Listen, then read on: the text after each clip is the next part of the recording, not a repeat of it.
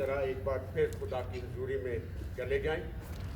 और सुबह का वक्त है, खुदा ने आज का दिन फिर से बनाया और आपको दिया। आज सोमवार है और हफ्ते का पहला दिन है, 25 तारीख हो गई है और हम धीरे धीरे खुदा की नज़दीकी में बढ़ रहे हैं। खुदा आपको बरकत दे, आपको आशीष दे, काम करने वालों को काम की तरबियत दे, काम करने की हिम्मत दे, ताकत दे, बल दे, बुद्धि दे, पढ़ने वालों के जहनों को खोले खुदा, और आप दिल से ईमान से जिस काम के लिए आए हैं उस काम को पूरा करें और अपने माँ बाप का नाम रोशन करें, इस इंस्टीट्यूट का नाम रोशन करें और ये इंस्टीट्यूट का चिराग जो है वो जलता रहे। खुदा का कलाम फरमाता है कि तुम दुनिया का नूर हो और जैसे नूर दुनिया में चमकता है वैसे ही तुम भी दुनिया में चमकते रहो और खुदा का यश जो है, खुदा का पैगाम जो है वो दुनिया के कोने कोने तक फैलाते चले जाओ। और आज मुझे भी ये हक हासिल हुआ है कि मैं खुदा का पाक और पवित्र कलाम बहुत समय से आपको सुना रहा हूँ और आज फिर से एक नया पैगाम और एक नई सोच, एक नए विचार के साथ आपके सामने पेश हो रहा हूँ। खुदा आप सबको बरकत दे, मुझे भी बरकत दे, ताकि मैं आज खुदा के कलाम को सुनाने का जो असली दरवाज़ा है वो खुदा मेरे लिए खोल दे और मुझे ज़ुबान दे दे कि मैं बोलूँ, मुझे आवाज़ दे दे कि मेरी आवाज़ बहुत सारे लोगों तक पहुँचे। तो इन सारी बरकतों को मैं खुदा के हवाले करता हूँ। वो मसीहा जो इस दुनिया में आया वो कामिल इंसान है, वो कामिल खुदा है, वो मुकम्मल खुदा है जिसका कलाम मैं आपके सामने पेश करता हूँ। और आज फिर से मुझे हक हासिल हुआ है, मैं फिर से आपको खुदा का कलाम जो है वो सुनाने जा रहा हूँ। ये वो कलाम का हिस्सा है जिसे हमने सुना। सदियाँ हो गई हैं हम खुदा के कलाम को सुनते आ रहे हैं। कल परसों जिक्र हो रहा था कि यहाँ पर इस कैंपस में, इस यूनिट के अंदर जब चारों तरफ पसारों में हम लोग खड़े हो जाते हैं और खुदा का कलाम सुनते हैं, क्या खुदा के कलाम का असर हमारी जिंदगियों में दिखाई दे रहा है या नहीं? सवाल उठता है। क्या खुदा का कलाम हमारी जिंदगी में काम कर रहा है? क्या खुदा के कलाम ने हमारी ज़िंदगी में वो जगह पाई है जिसकी जगह होनी चाहिए? ये खुदा का पाक और पवित्र कलाम है जिसे हमने सुना, पहली बात, जिसे हमने देखा, जिसे हमने छुआ। कल का जो दिन था ना, इतवार का दिन था, और बिल्कुल कल वाले दिन ठीक खुदा के जी उठने के बाद, एक हफ्ते के बाद, वो थोमा जो चेला था ना उसको दिखाई दिया। थोमा एक ऐसा बेविश्वासी चेला था, वो कहता था मैं नहीं मानता, मैं नहीं मानता जब तक मैं देख ना लूं। मुझे पता है, आई नो, कि उसके हाथों में मोटी मोटी कीलें गाड़ी गई थी, उसके पैरों में कीलें गाड़ी गई थी और आखिर में उसके छाती में भाला घोंपा गया था। जब तक ये चीज़ें मैं देख ना लूँ मैं विश्वास नहीं करता। और खुदा ने उसे अपने आप को दिखाया। मैंने बयान किया कि थोमा, बेविश्वासी मत हो, विश्वास रख, आजा मेरे इन हाथों को दे। धन्य वो लोग हैं जिन्होंने बिना देखे हुए विश्वास किया है। मैं वो खुदा का कलाम जो है वो मैं आपको सुनाने जा रहा हूँ कि पहला यूहन्ना की पत्री निकालेंगे। पत्रियों में से पहला यूहन्ना, पहला अध्याय और पहली आयत। ये वो कलाम है जिसे हमने सुना, पहली बात। दूसरी बात, जिसे हमने आंखों से देखा। तीसरी बात, जिस कलाम को हमने आंखों से ध्यान से देखा। ऐसा लिखा हुआ है वहां, पढ़िए। उस जीवन के वचन के विषय में जो आदि से था, जिसे हमने सुना और जिसे जिसे हमने सुना, जिसे हमने अपनी आंखों से देखा और जिसे हमने ध्यान से देखा, जिसे हमने अपनी आंखों से ध्यान से देखा, और आखिर में लिखा हुआ है कि जिसे हमने अपने इन हाथों से छुआ।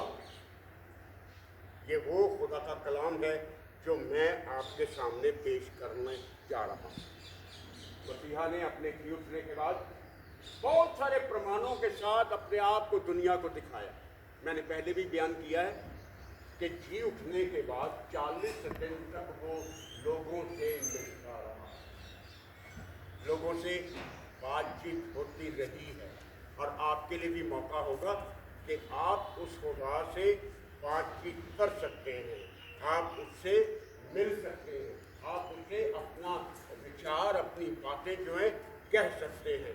ये खुदा का कलाम है जो आपसे आज आपसे फिर से बातचीत कर रहा है, जो कि प्रेरितों के काम उसका पहला अध्याय उसकी 3 आयत में बयान करता है कि उसने दुख उठाने के बाद बहुत सारे प्रमाणों के साथ उसने अपने आप को लोगों के सामने पेश किया और अपने आप को जीवित जाहिर किया, और 40 दिनों तक परमेश्वर के राज्य की फिर से बातें करता रहा। वो फिर से कलाम जो है उसे सुनाता रहा है। खुदा का कलाम है, खुदा की बातें हैं। मैं खुदा से, मुझे हक मिला है कि मैं आपको खुदा का कलाम सुनाऊं, और मैं जो ड्यूटी जो खुदा ने मुझे सेवा बख्शी है वो मैं पूरी करता रहूँगा। खुदा का कलाम भी होगा, आप भी होंगे, मैं भी होऊंगा। आज खुदा की बातें आपसे बातचीत करेंगी कि उसने अपने पुत्र को जगत का उद्धार करता करके भेजा है। उसने उद्धार करता बना के इस दुनिया में भेजा है, और हमने अभी तक उसे नहीं जाना। वो उद्धार है, वो मुक्ति है, वो जीवन है, वो नूर है, वो सच्चाई है। पढ़िए जी, पहला यूहन्ना आपने खोल रखा है पत्री, उसका 4 की 14 पढ़िए।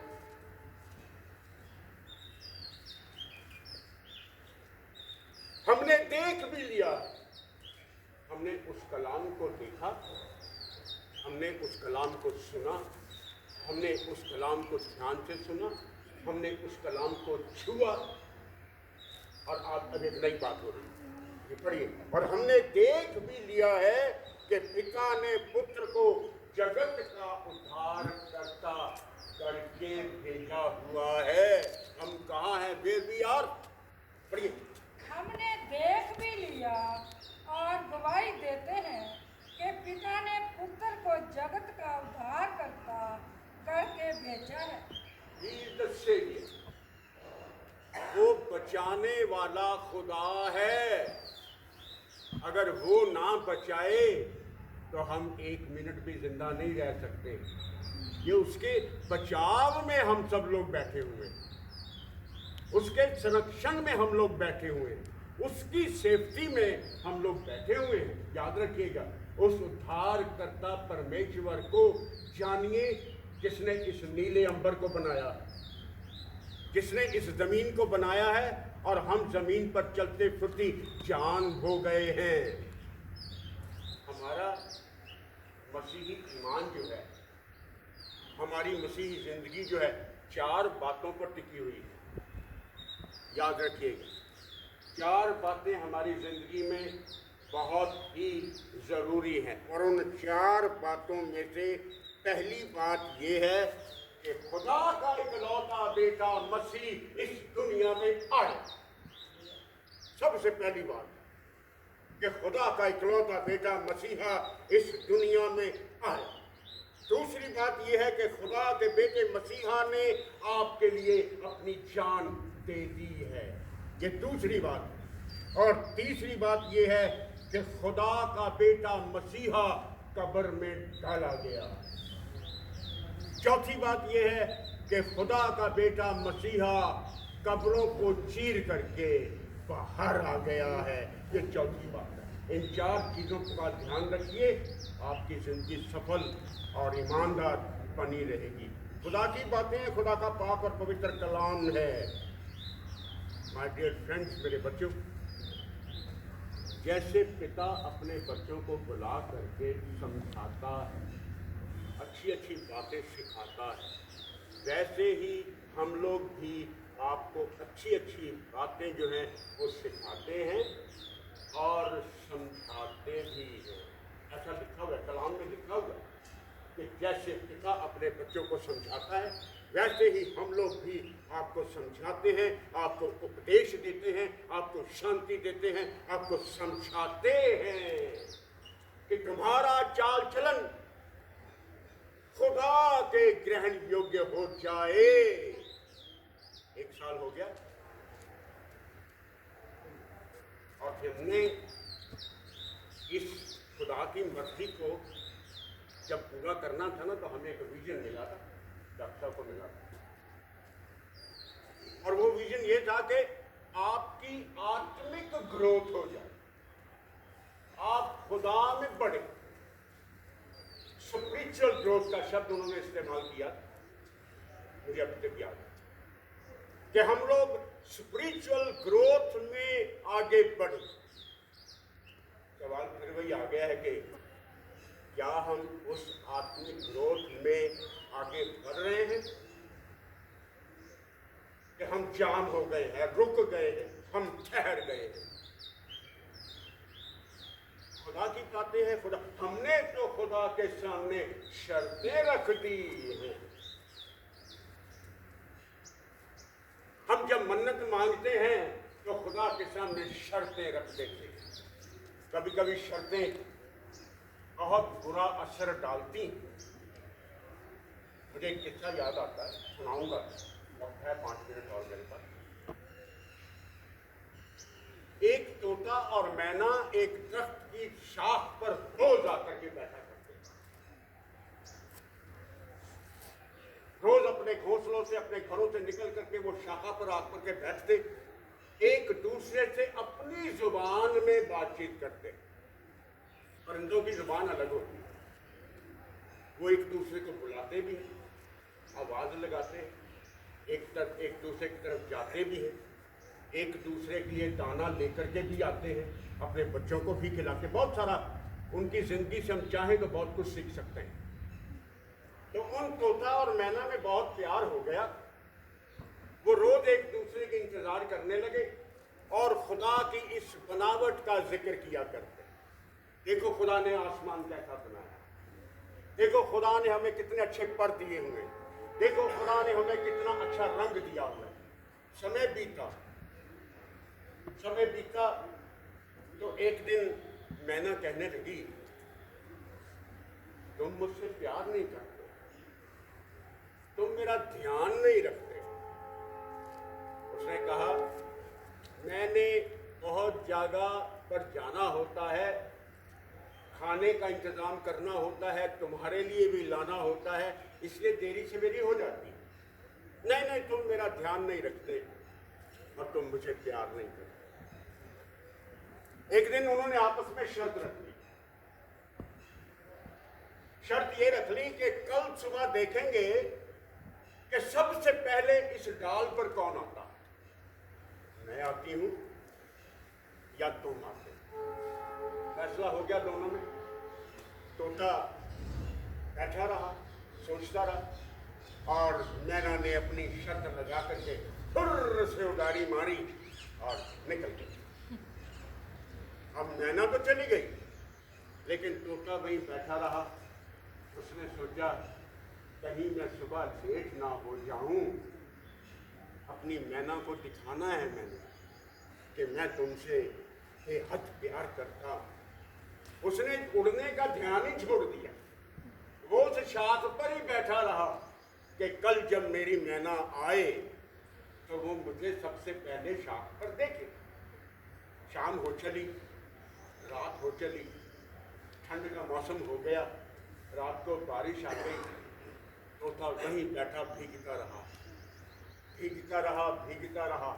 सर्दी ज़्यादा हो गई, पंख फड़फड़ा नहीं सके, पानी से भर गए और वक्त आया कि वो शाख से नीचे गिर गए। उड़ नहीं पाया। बर्फ से पैरों के अंदर पानी जम गया और आंखें खुली रह गई और तोता खत्म हो गया। सुबह मैना फर फर फर फर फर फर करती हुई आई, शाख पर बैठी, इधर देखा उधर देखा, तोते का निशान नहीं हुआ। वो कभी उड़ती इधर जाती, कभी उड़ती उधर जाती और देखती तोता कहाँ है, तोता तो था ही नहीं। हार करके मायूस हो गई। जब मायूस होकर के नीचे नजरें डाली तो नीचे जमीन पर तोता मरा पड़ा। वो नीचे आई और पश्चाताप करने लगी कि काश मैंने ये शर्त ना लगाई होती। माय डियर फ्रेंड्स, इस छोटी सी किस्से से मुझे और आपको शिक्षा मिलती है कि कभी भी अपनों के साथ शर्त मत लगाना। किसी भी बात में अपनों के सामने शर्तें मत रख देना। प्यार करना लेकिन शर्तों में मत करना। खुदा से मोहब्बत रखना, कभी शर्तें मत रखना। शर्तें बड़ी ही मुश्किल चीज होती हैं। कभी कभी मौत का कारण जो है वो बन जाती है। खुदा आपको बरकत देगा। अब आगे जाने का वक्त नहीं है मेरा। आगे जाऊंगा तो कुछ और हो जाएगा। आज यहीं पर पूरी कर देता हूँ कि खुदा के सामने जब भी मन्नत मांगो कि ना शर्त से मांग लेना और खुदा से कह देना, खुदाया मैं तेरा बेटा हूँ, तू मेरा पिता, तू मेरा बाप है। बिना शर्तों के तू मुझसे मोहब्बत रखता है। बिना शर्त के खुदा ने अपने इकलौते बेटे मसीहा को आपके लिए दे दिया है। क्या आप अपने आप को देना जानते हैं? क्या आप अपने आप को खुदा के लिए कुर्बान कर सकते हैं? क्या आप, खुदा चाहता है कि आप मेरा कलाम सुने, मेरी बातें सुने, मेरी सच्चाई में रहें और अपनी ज़िंदगी को निहाल करें। मैं यहीं पर आज के वचन को पूरा कर देता हूँ। खुदा आपको बहुत सारी बरकत दे, आपको आशीष दे, आपको अपने हाथों में रखे और क़यामत आप भरपूर ज़िंदगी में। खुदा बाप, खुदा बेटे और खुदा पाक में करें। आमीन।